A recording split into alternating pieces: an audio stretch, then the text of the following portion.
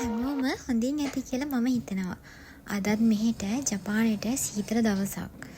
අද හිම වැටෙනවා කියලා ඊයේ නිවුස් වලට කියලා තිබුණා.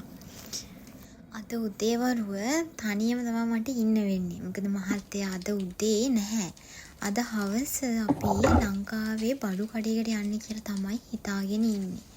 ඒ නිසා ඉක්මනින්ම තියෙන වැඩ ටික කරලා ඒකට යන්න ලෑස්ති වෙනවා.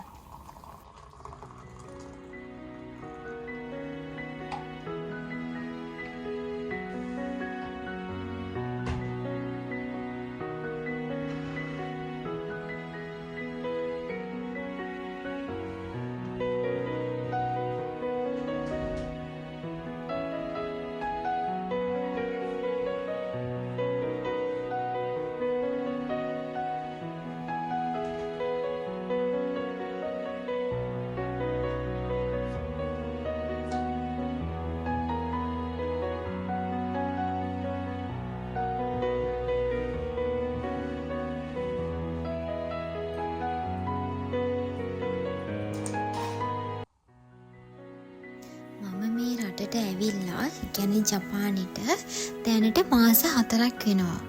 මම එනකොට තිබුණේ සීත ඍතුව. තාමත් එහෙම්මමයි. මේ සීත ඍතුවට මූණ දෙන එක ලොකු අභියෝගයක් වුණා මට. ලංකාවේ වගේ නෙමෙයිනේ. දේශගුණේ ගොඩාක් වෙනස්. ඒක නිසා අපි එළියට බඩුවක් මොනවා හරි දෙයක් ගන්න යනවා නම් සෑහෙන හිතන්න සිද්ධ වුණා මට. ඇඳුම් සෑහෙන අඳින්න ඕන. ඒක මේ රටේ හැමෝම කරන සාමාන්‍ය දෙයක්. ඒත් මට ඒක ගොඩාක් නොහුරු අත්දැකීමක් වුණා. අපේ ජීවිතේ කියන්නේම අපිට සෑහෙන තැන්වලදී ප්‍රශ්න ගැටලු එනවා. මම හිතන්නේ ඒ ප්‍රශ්න ගැටලු එන නිසා තමයි අපි අලුත් දේවල් ඉගෙන ගන්නෙ. ඒ ප්‍රශ්නෙට මුහුණ දෙන්නේ කොහොමද කියන එක අපි ඉගෙන ගන්නෙ.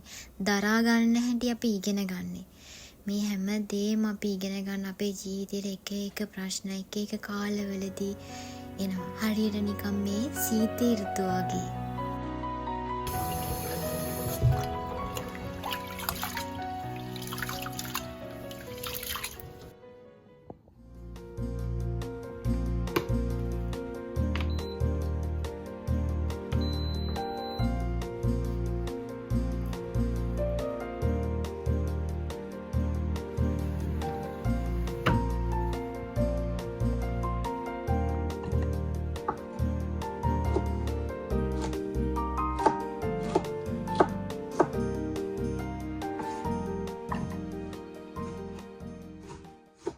පුංචි කතාවක් කියන්නම්කෝ. මට ඒ කාලේ උයන්න බෑ. ඒ කාලේ කියන්නේ තාමත් ඉතින් හරියට උයන්න බෑ. ඒත් මං මේ දේවල් ඉගෙන ගත්තේ මෙහෙට ආවට පස්සේ.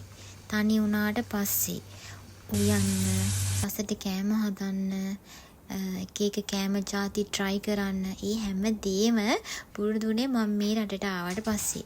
මං හිතනවා මෙහි ඉන්න තනියම ඉන්න අය ගොඩක් අය මෙහෙට ආවට පස්සේ තමයි තනියම හැමදේම කරන්න ඉගෙන ගන්න කියලා.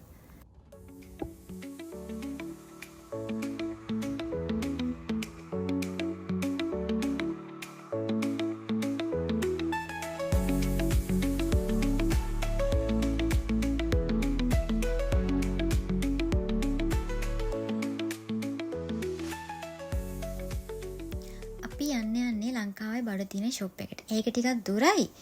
ඒත් දුර ගැන හිතන්න බෑ. අතර මේ කෑම එච්චර සෙට් වෙන්නේ නැහැ ලංකාවේ කෑම තරම්. ඒ නිසා කොච්චර දුර වුණත් ලංකාවේ බඩ තියෙන ෂොප් එකකට ගිහිල්ලා ඒ අවශ්‍ය ටික අරගෙන අනිවාර්යයෙන්ම එන්න ඕනි.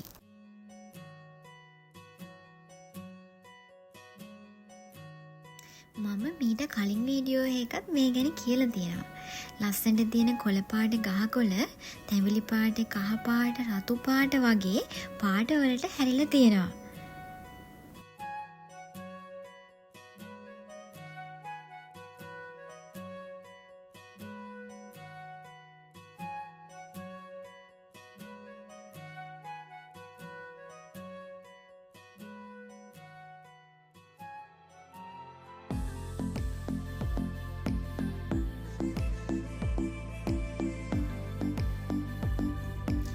අපි ආවා ලංකාවේ කෑම බීම තියෙන ෂොප් එකට.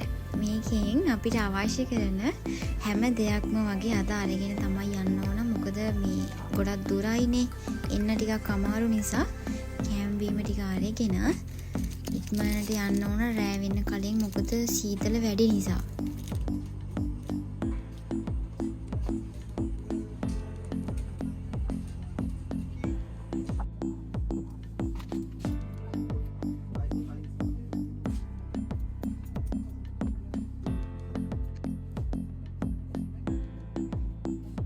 මේ ෂොප් එකට එහා පැත්තේ තියෙනවා පුංචි කෑම කඩයක්.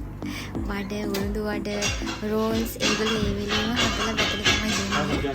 ඒ නිසා අපි ඒකිනුත් කෑම කාලා පිටත් වෙන්නයි සූදානම් වෙන්නේ. හරි, මේ වීඩියෝ එක පුරාවටම අපිත් එක්ක හිටියට බලාගෙන හිටියට බොහොම ස්තුතියි. ඒ වගේ මේ රටට එන්න බලාපොරොත්තු වෙමින් ඉන්න සියලුම දෙනාට ඒ වාසනාව ලැබෙන්න කියලා මම ප්‍රාර්ථනා කරනවා. එහෙනම් අපි ආයෙමත් අලුත් වීඩියෝ එකකින් හම්බෙමු.